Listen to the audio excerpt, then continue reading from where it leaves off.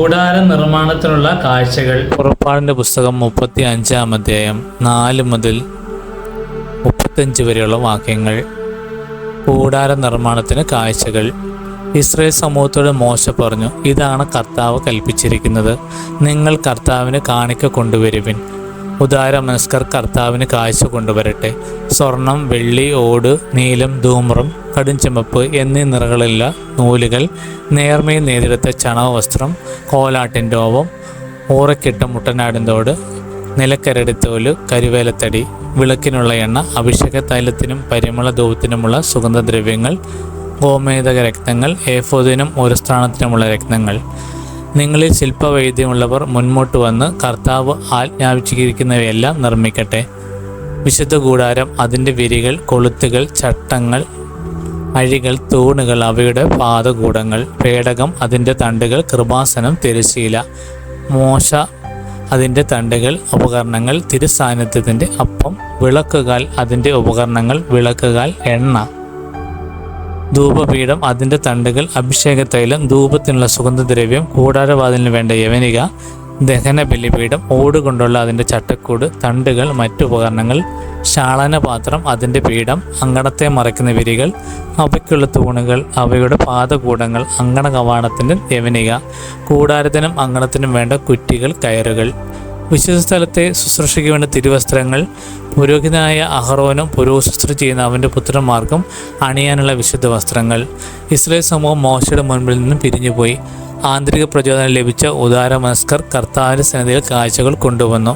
അത് സമാഗമ കൂടാരത്തിനും അതിലെ ശുശ്രൂഷയ്ക്കും വിശുദ്ധ വസ്ത്രങ്ങൾക്കും വേണ്ടിയുള്ളതായിരുന്നു.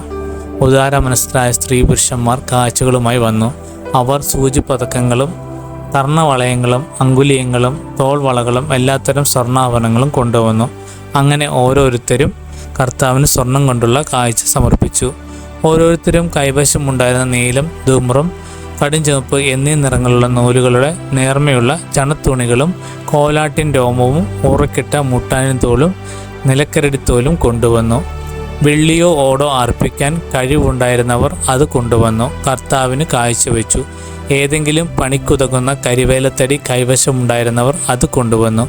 കരവിരുതുള്ള സ്ത്രീകൾ നീലം, ധൂമ്രം, കടുംചുമപ്പ് എന്നീ നിറങ്ങളുള്ള സ്വന്തം കൈകൊണ്ട് പിരിച്ചെടുത്ത നൂലുകളും നേർമയിൽ നെയ്ത ചണത്തുണികളും കൊണ്ടുവന്നു.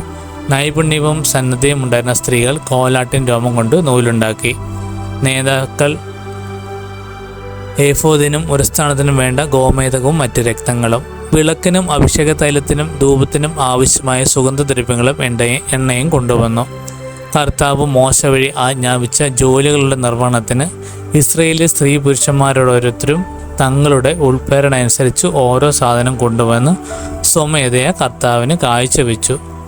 മോശ ഇസ്രായേൽ ജനത്തോട് പറഞ്ഞു, യൂദാ ഗോത്രത്തിലെ ഹൂറിൻ്റെ പുത്രനായ ഊറിയുടെ മകളായ ബെസാലേലിനെ കർത്താവ് പ്രത്യേകം തിരഞ്ഞെടുത്തിരിക്കുന്നു. അവിടുന്ന് അവനിൽ ദൈവിക ചൈതന്യം നിറച്ചിരിക്കുന്നു. സാമർത്ഥ്യവും ബുദ്ധിശക്തിയും വിജ്ഞാനവും എല്ലാത്തരം ശില്പവേലകളിലുമുള്ള വൈവിധ്യവും നൽകി അവനെ അനുഗ്രഹിച്ചിരിക്കുന്നു.